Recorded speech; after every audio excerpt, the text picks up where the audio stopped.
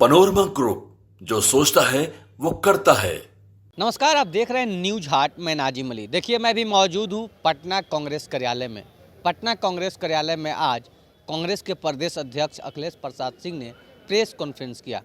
Press conference में प्रदेश अध्यक्ष अखिलेश प्रसाद सिंह ने बड़ा ऐलान किया। अखिलेश प्रसाद सिंह ने कहा कि कांग्रेस का आक्रोश मार्च अभी रुका नहीं, कल जिला स्तर पर होगा और उसके बाद कांग्रेस के सभी कार्यकर्ता और नेता प्रखंड स्तर और गांव स्तर पे आक्रोश मार्च करेंगे। वहीं पे कांग्रेस के प्रदेश अध्यक्ष के बाद प्रभारी मोहन प्रकाश क्या कह रहे हैं, देखिए इस वीडियो में। अपनी बात आपको कहता हूं, मैं केवल एक लाइन अलग से श्रद्धेय मोहन प्रकाश जी का हम इस संवाददाता सम्मेलन में हार्दिक स्वागत करते हैं और इनकी उपस्थिति से निश्चित रूप से हम लोगों को और बल मिलेगा, ताकत मिलेगा।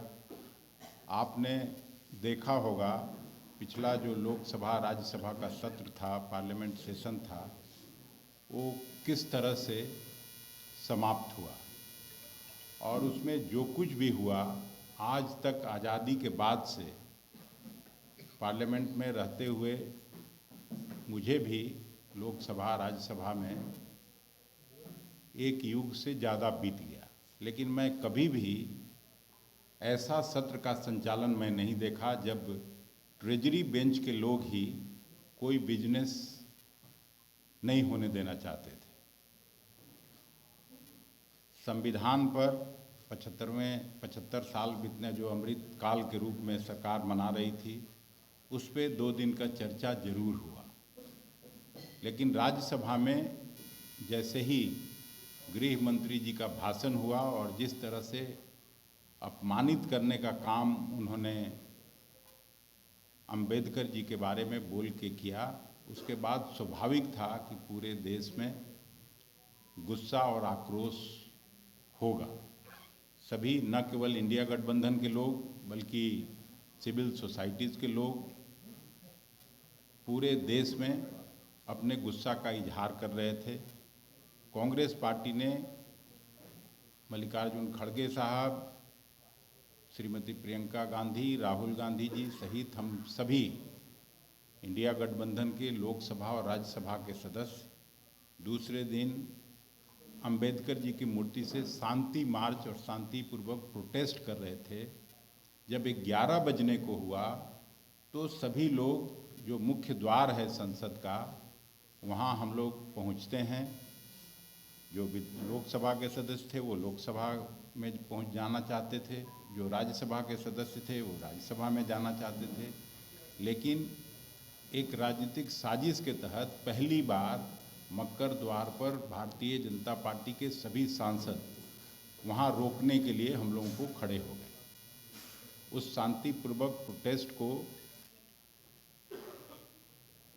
रोकने के लिए, और उसमें अभी जो दिखाया गया, वहाँ हर जगह कैमरा लगा रहता है। अगर एफआईआर करना ही था, जो सारंगी जी जा रहे थे वो मुझको भी मिले थे। मैंने पूछा उनसे, क्या हुआ सारंगी जी? तो नहीं, धक्का दे दिया कोई, मैं गिर गया। राहुल जी का नाम उन्होंने नहीं लिया उस समय, लेकिन वहाँ से गए, बातचीत करते हुए, सबसे हंसते हुए गए, लेकिन वहाँ जाके हॉस्पिटल में भर्ती हुए। एक साजिश के तहत ये भारतीय जनता पार्टी की लीडरशिप के द्वारा कराया गया, बल्कि उल्टे हम लोगों के अध्यक्ष खड़गे जी को धक्का दिया इन लोगों ने, वो गिर गए, ज़मीन पर बैठ गए। बाद में हम लोग चेयर लाके उनको बैठाए। वहीं प्रियंका जी भी खड़ी थी और राहुल जी पर आरोप लगता है। तो ये लोग लोकतंत्र विरोधी हैं, संविधान विरोधी तो हैं ही शुरू से ही। ये लोग इस संविधान को नहीं चाहते थे, ये लोग नगपुरिया संविधान लागू करना चाहते हैं। अंबेडकर जी के संविधान का हमेशा से मुखालफत और खिलाफत करते रहे हैं, ये कोई नई बात नहीं है। लेकिन हम पूरे, केवल बिहार में ही नहीं, पूरे ये देश में इसका मुखालफत हो रहा है कि अंबेडकर जी के प्रति जो अपमान का भाव गृह मंत्री ने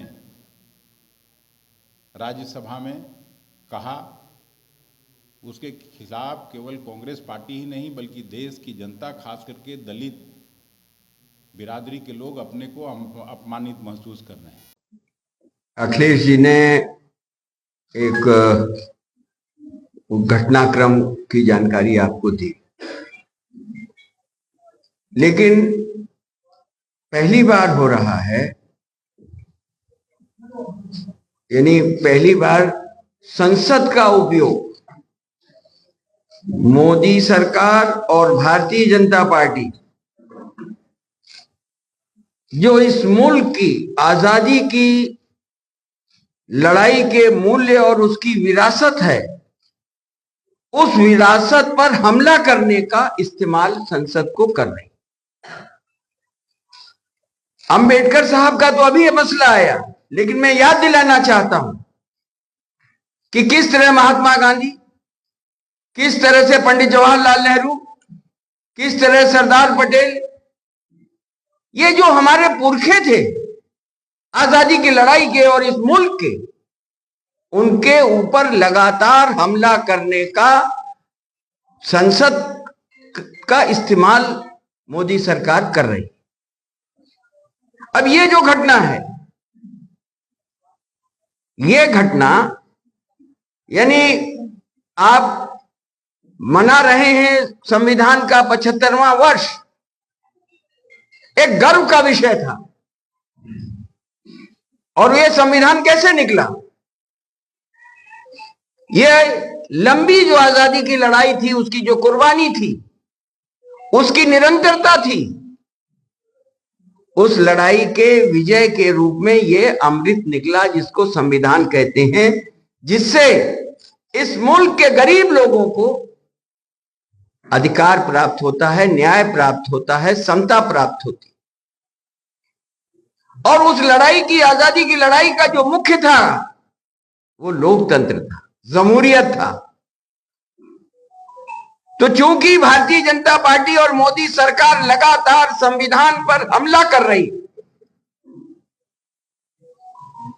और अब वो हमले का इस्तेमाल संसद के रूप में कर रही।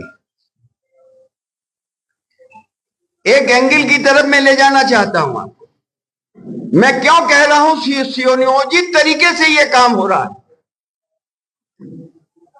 कि लोकसभा में प्रधानमंत्री जी ने जवाब दिया था, जो 2 दिन का बहस थी उसकी।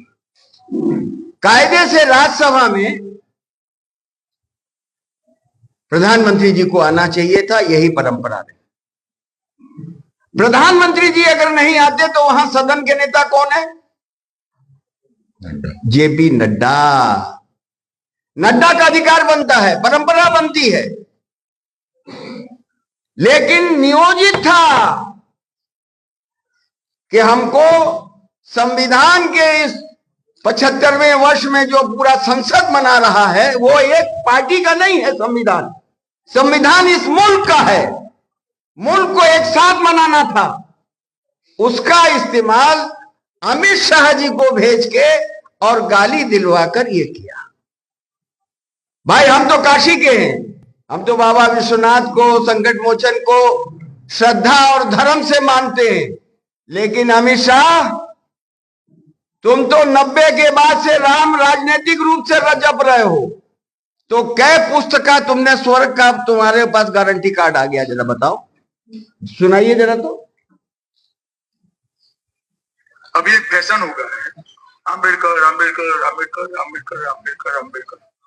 इतना नाम अगर भगवान का लेते हैं तो 7 जन्मों तक स्वर्ग में जाता है। तो हम ये पूछना चाहते हैं कि अमित शाह जी को कितने पुस्तक का गारंटी कार्ड मिल गया? क्योंकि वो भी तो भगवान राम का राजनीतिक नाम ले रहे हैं। और ये सवाल खाली अंबेडकर साहब का नहीं है। डॉक्टर राजेंद्र प्रसाद जी उसके अध्यक्ष थे, संविधान सभा के ड्राफ्टिंग कमेटी के जो अध्यक्ष थे बाबा साहब अंबेडकर साहब थे।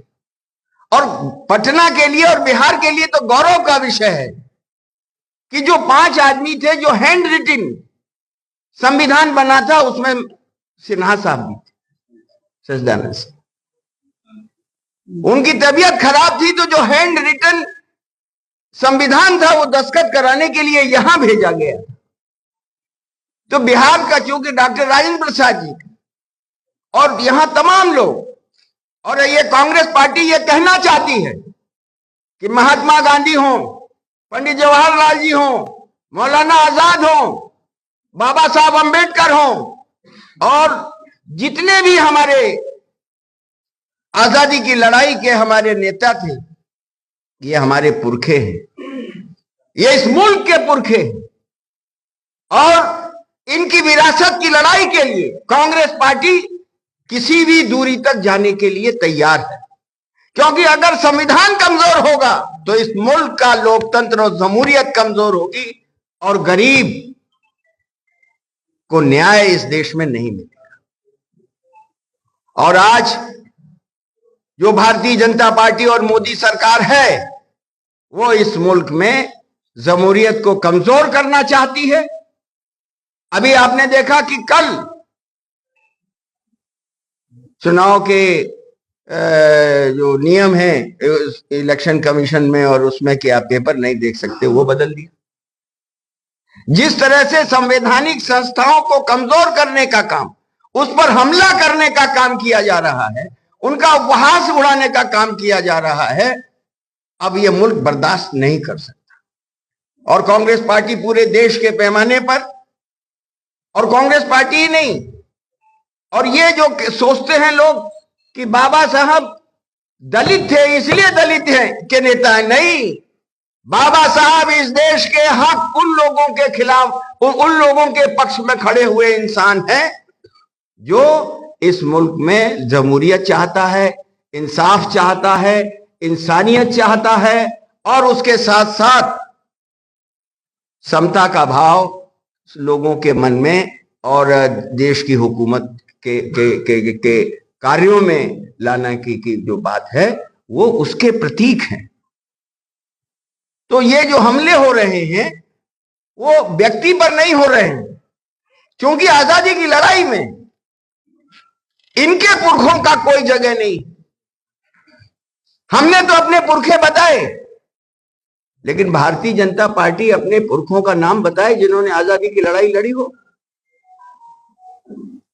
तो आज कांग्रेस पार्टी इसी के लिए पूरे देश में कर रही है। और 26 तारीख को बेलगांव में आज से 100 साल पहले महात्मा गांधी कांग्रेस पार्टी के अध्यक्ष चुने गए थे।